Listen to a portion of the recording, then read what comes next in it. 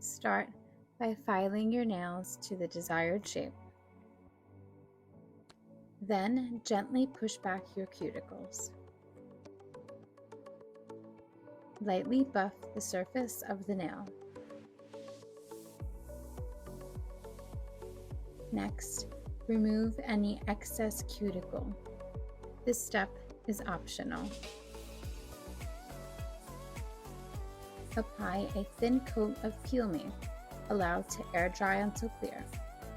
Apply your favorite color and cure like normal. Repeat for the top coat. Remove any residue with an alcohol pad or 90% alcohol. To remove, create a lift and gently peel away the nail polish. Remove any residue with your favorite oil.